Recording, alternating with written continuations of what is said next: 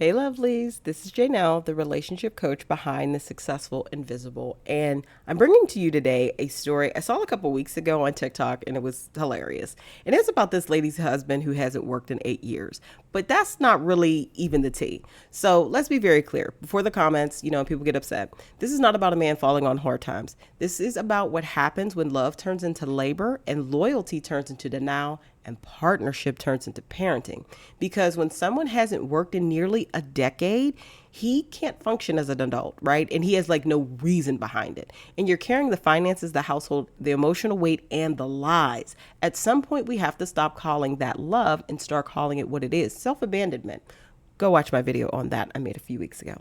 And if you're already feeling defensive listening to this, ask yourself why.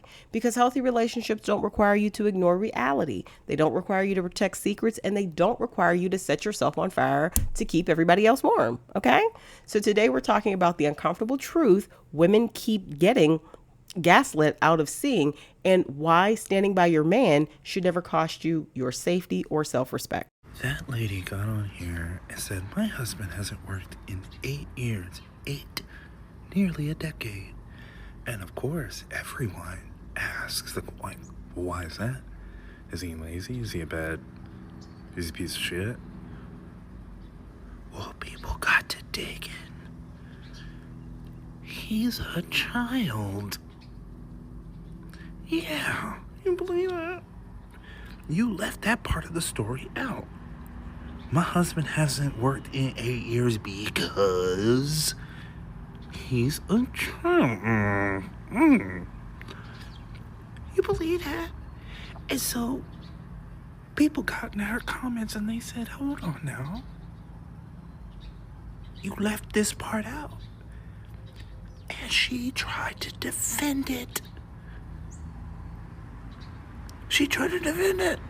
Now, 10 counts. Yes, 10. 10 counts. 10. The lady who said her husband hasn't worked in 8 years, that entire situation just went left. So she said her husband hasn't worked in 8 years and that it was due to no fault of his own. He doesn't really know how to clean up. He doesn't really know how to cook. He tries, but he really doesn't know how to. People were in the comments slamming her, saying, you're raising a child. He acts like a child. She even said that he plays video games. Like, he sounds like a teenager. This doesn't make it any better, what I'm about to show you. So there were other comments in the comment section. Mind you, she's turned her comments off, asking her to explain this picture. And this is alleged. These are what people are showing and spam posting in her comments. But if that is true, then that would explain why this man does not have a job and it's been 8 years, because he can't get one because he has a criminal record. And that's her husband. That looks just like the man in the picture I just showed you. And she's turned her comments completely off.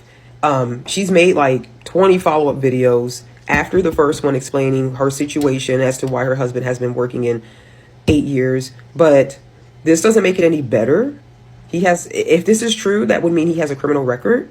And she does need to address that, because you brought it to social media and now you're not answering anybody's question about it. You've completely turned off your comments. Day one of trying to get my husband to work. It's been 8 years since he's had a job. January, February this year, I was like, can you start working? Like, I'm tired of being your sugar mama. That can provide for us. That's not the issue. It's not? We could be doing more. We could be saving more. We could be all the things. And now I get to go buy another car.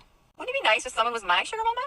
My sugar daddy? You say that you can provide for your family 100%, and that's not the issue, but that is the issue. That's exactly why you are, in your own words, making your husband get a job and making your husband work. As my mother once told me, what you compromise to get, you must compromise to keep. You allowed this man to get really, really comfortable, and now he's not even volunteering to help you. For your sake, I hope your husband starts working and he falls in love with, taking care of his family and being the provider and bringing home a paycheck. And I hope he does not begin to resent you for changing up and disturbing the life that he had grown so accustomed to. Most men don't like feeling like they're being made to do anything, especially by a woman. I don't care if it's his mother, I don't care if it's his wife, I don't care if it's his female boss. Some men cannot stand the idea of a woman telling them what to do. Now, I hate to say this, but I have to be honest. There is a chance that once your husband starts earning an income and realizing that he actually can take care of himself fully financially, that he may decide that he doesn't need you. or that he doesn't want to be with someone who makes him do anything. Every time he has to sit in traffic or stay late or come in early or bring his lunch,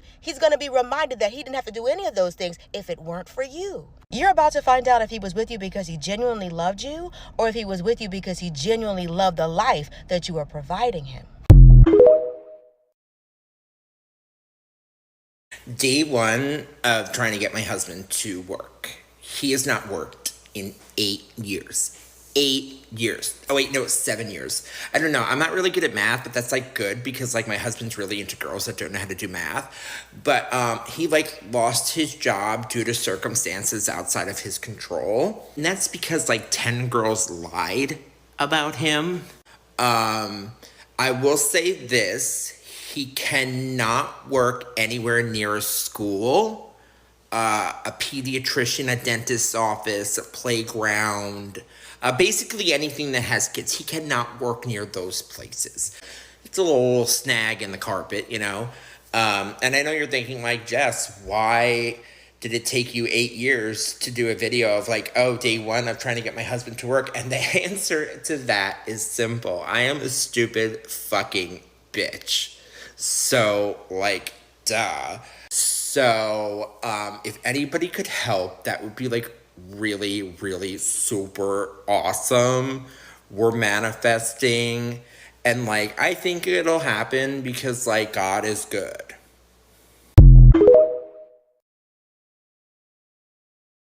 Something about a man not working is disgusting. A man who's not working hard, a man who's not working all the time, a man who's not doing anything is just, I don't know how y'all deal with it. Like, y'all do put up with anything just to say, but I got a husband. And these are the men that y'all want us to want. These are the husbands that y'all say we need. There's a lady on here talking about how her husband has not worked in 8 years. She's trying to convince him. She's begging him to get a job to help her with the load. She has been taking care of everything in the house for 8 years, paying all the bills, taking care of the kids, mowing the lawn, buying the groceries, everything. And he's just there. He's not helping with anything. He's not looking for a job. He doesn't want a job. He's just sitting there in the way. And she is absolutely exhausted. I cannot imagine.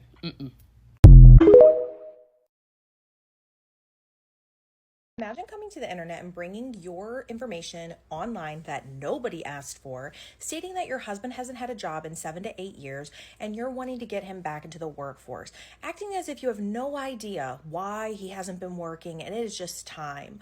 All for people to dig a little deeper and figure out that your husband was actually a teacher and coach, and he was let go from his job because he was doing inappropriate things with his students. That then led to a court case, and he actually had charges against him for these acts that he was doing with his students. And then when people discover this information, you come forward and you say there are two sides to every story, and you say this. False accusations.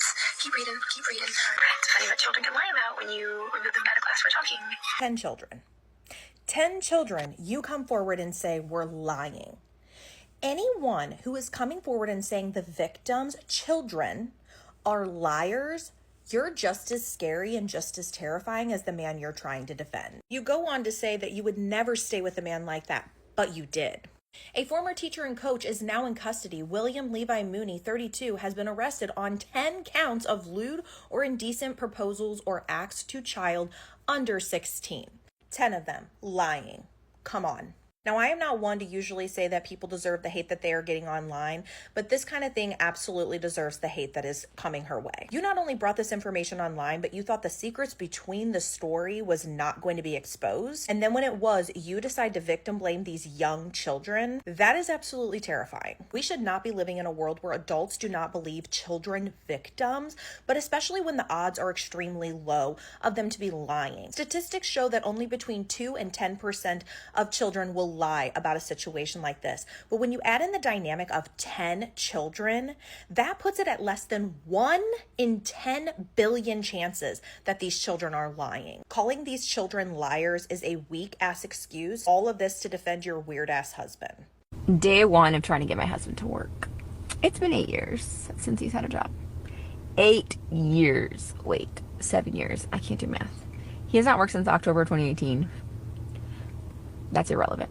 In January, February this year, I was like, can you start working? Like, I'm tired of being your sugar mama. By now, most of y'all have seen this video. And of course, the comment section is exactly what you thought it would be. A bunch of people saying, why did you stay with a man that didn't work for 7 years? He seems lazy. He just seems like a bum. It actually is worse than that. Let me show you. Work. And then there was another comment. William Mooney has been arrested on 10 counts of touching. That's a very important part of the story that you left out. And maybe the reason he hasn't worked in 7 years is because of the alleged record that he has. No one wants to hire him. Also, they have 2 kids, a boy and a girl, and they're around that age. So initially, she came online to talk bad about her husband. Now people found out things about her husband that she didn't expect them to find out. What do you think that she's doing with the additional videos she's made since? You guessed it. She's defending this man. What's the point of coming online and talking about him in the first place? Day one of trying to get my husband to work. It's been 8 years since he's had a job. 8 years. Wait. The people want to know, while I'm at work, 1, are you happy to be married to me? Absolutely. Do you want to be here? Nobody else I'd rather be married to. Yeah, I'm sure, mama. But 2, what do you do while I'm at work? Everything. Literally everything. Sometimes stuff at her work. Respectfully, sister, you're not going to leave that man if he doesn't find a job. So quit while you're ahead. Quit while you're ahead. Why do y'all continue doing this? Where you get on the internet and talk about your man who doesn't satisfy you. He doesn't satisfy you in your interpersonal life. You're basically questioning whether he wants to even be here. He, is grasping at straws at what he does. He's a stay-at-home dad in all of his glory and all the good or the bad of whatever he does or doesn't do. That's what he is, and that's what he's been for the past almost decade. So either you continue funding his lifestyle or you leave him, and you're not going to leave him. So get off the internet with the bullshit. What do you want from us? Because you turned off the comments. Because clearly you don't want to hear us talk about your man, which is why, as per usual, she jumped to defense mode, though it was full of passive aggression. But she's also clearly insecure of whether that man wants to stay there or not. I wouldn't care. If he wanted to stay there, he wouldn't have a choice. He wouldn't have the keys to the home. He wouldn't have a place to sleep because he's not paying a fucking bill for 8 years. Girl, keep that nigga. Keep him off the market, okay? Do us a favor. Because you clearly not going to leave him. So do us a favor and keep him. I know we've all seen the video of the woman saying that her husband hasn't worked in 8 years, for things beyond his control. And how does she get him to work? Because she's the sugar mama and she would love, to save more and not have to deal with paying for everything. Y'all, the internet does not miss. The internet does not miss because they did some digging. And apparently he was a teacher. And multiple little girls came forward saying that he touched them inappropriately. And that's why he lost his job. And that's why he doesn't have a job. Those were the things beyond his control. That he's a... Mind you, this lady has children.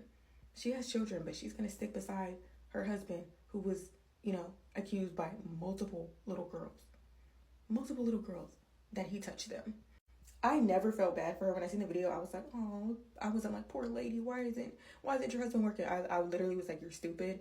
But now I'm especially like, you're dumb as you are dumb. And sometimes the internet is too nosy, but sometimes the internet is on point. I love that the internet is nosy because y'all think that y'all can, give bits and pieces of the story, give bits and pieces, and somebody's gonna clock your teeth. Somebody's gonna call you out. And I bet you it was somebody who knew them personally, like who cut them off after everything, the allegations came out, to say, her husband's nasty. He's a creep. Let's jump into my favorite part of all of the content I post on YouTube. And that's just my thoughts, where I get to kind of express what I feel about whatever we have read or gone over. So let's get into it. All right, let's jump into this. Y'all know how I like to do.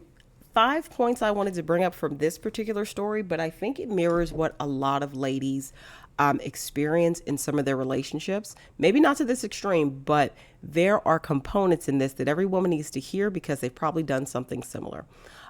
or they've seen it at a minimum. So, quick recap, this woman comes on TikTok and she says her husband has not worked in 8 years. People do a little bit of sleuth work and they find that is not the biggest T. This man has a whole history of questionable behavior that this woman wants to defend. So, what are the points that we really need to take away from this whole thing? Number one, unemployment is not the red flag here. Avoidance, dependency, and deception are. Because we understand that, like, periods of employment do happen. What does not happen in healthy relationships is nearly a decade of non-contribution paired with secrecy, helplessness, and narrative manipulation. Chronic dependency without accountability often signals learned helplessness or weaponized incompetence. When a partner can't clean, cook, work, or self-manage, the relationship quietly shifts into parent-child dynamics, and that's disgusting. Nobody should want a romantic relationship to shift into parent-child dynamics. This erodes attraction, respect, and safety, or at least for women it does. Now, on the flip side, men who want a relationship that shifts into parent-child dynamics because they want to keep a woman without money or means, they need to really go to therapy because that's not healthy. Withholding key information, like this lady did in this TikTok, is something I think a lot of women do when they complain about their relationships. In this case, she didn't talk about the criminal history, the legal barriers, or true causes of his unemployment. He worked in a school setting and he was accused of being inappropriate with minors. Okay. That removes informed consent from the relationship, but it also removed this lady's credibility in making her complaint. Yeah, I'm sure she is stressed about him not working for 8 years, but she's not being honest about why he's not working. Okay. So the American Psychological Association, the APA, links chronic dependency and learned helplessness to long-term relationship dissatisfaction and emotional burnout. Studies on weaponized incompetence show it disproportionately burdens partners who overfunction, right? So you are not a supportive partner if you're carrying someone who is actively hiding the truth from you. She, at this point, is an enabler.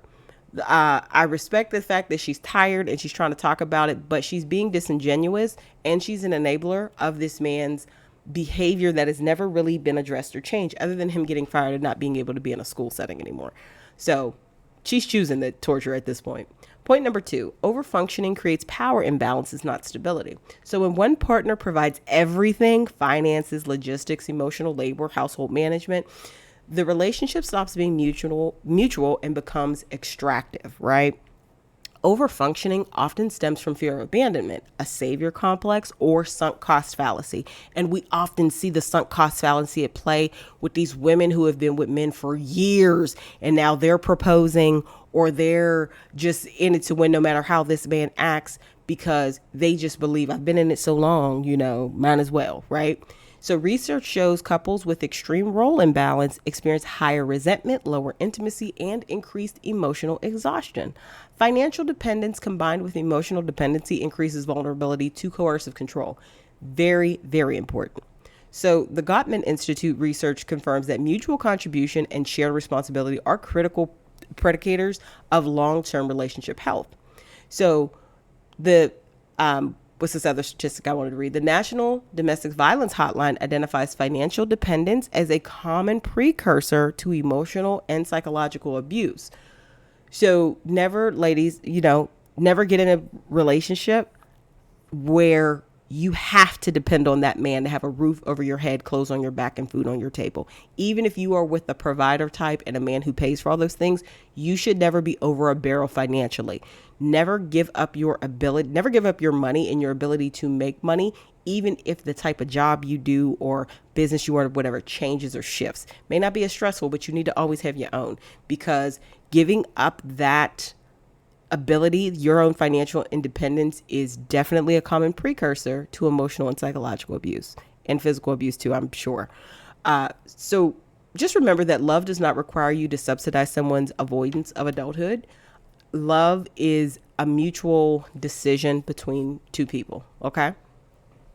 Point number 3, secrecy plus defensiveness is a major safety signal, not a misunderstanding. When serious allegations or legal realities emerge and a partner responds with deflection, minimization, or victim blaming, the issue is no longer employment. It's a moral alignment and a safety issue. This lady ain't safe, to me, and no children in their circle are safe. because of how she and her husband are handling the stuff that came out about him. So turning off comments like she did, changing stories, and attacking critics are classic defensive behaviors associated with cognitive dissonance. Her mind cannot accept that her husband is a predator, and she is fighting tooth and nail to change the story, deflect, defend. Defending a partner at the expense of credible victims, especially children, signals dangerous values misalignments. And that's why any children in their circle are susceptible to harm, because she is so willing to dismiss, negate, deflect his behavior.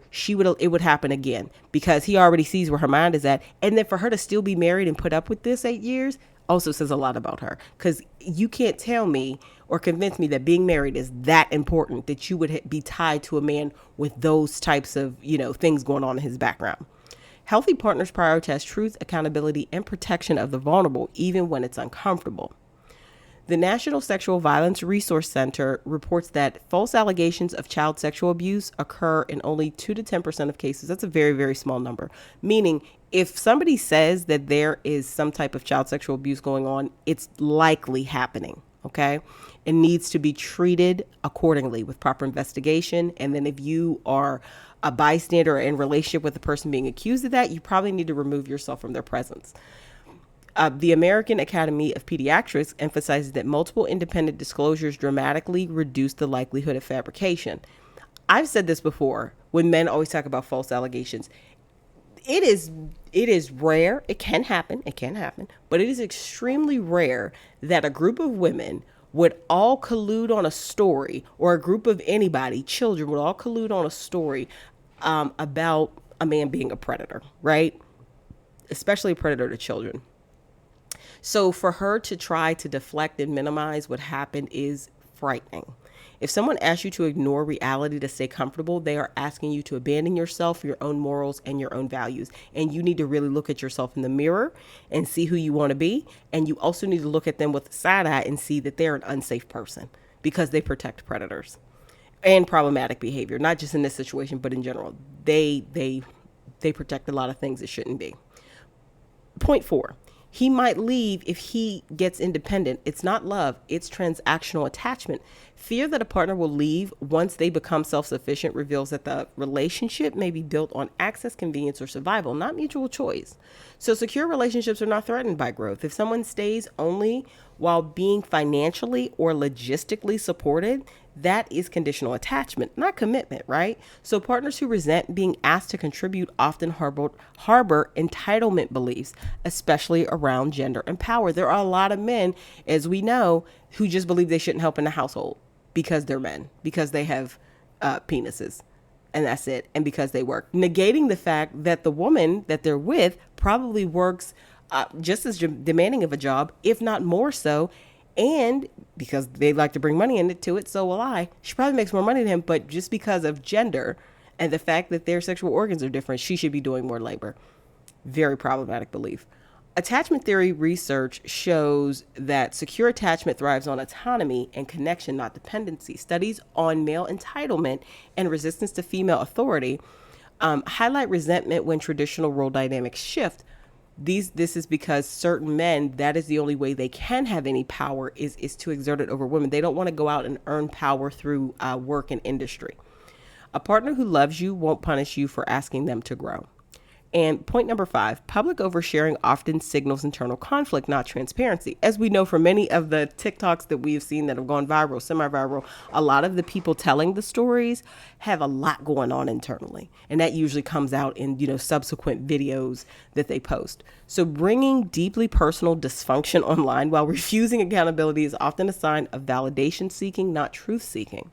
Oversharing without boundaries can indicate unresolved shame, denial, or a need for external reassurance. When someone asks the public to empathize while withholding critical facts, it places the audience and the partner in a manipulative narrative loop. She's trying to create a narrative that she's the victim and she's his haggard wife, but she's ignoring the fact of why her husband is unemployed, right? That's very problematic.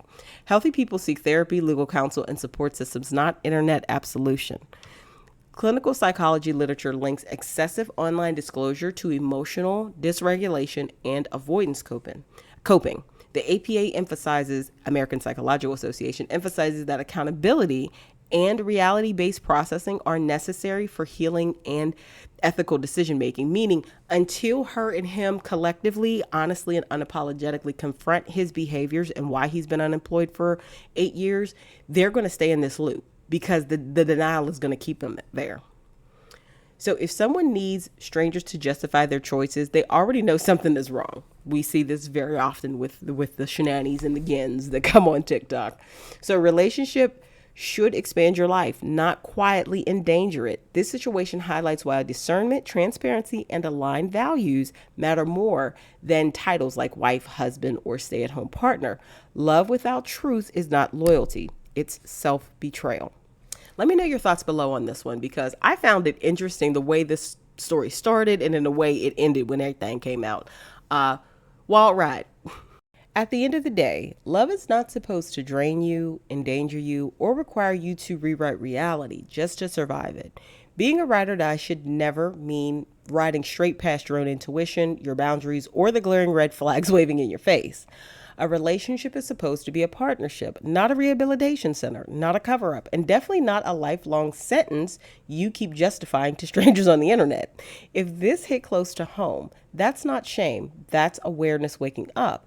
And awareness is power. If you're ready to stop confusing endurance with love, clarity with cruelty, and boundaries with abandonment, I go much deeper into this work inside my exclusive coffee coaching community. The link is in the description box below, and it's waiting for you. Click on it, join us, and let's unpack these patterns so you can start choosing yourself without guilt or fear or apology.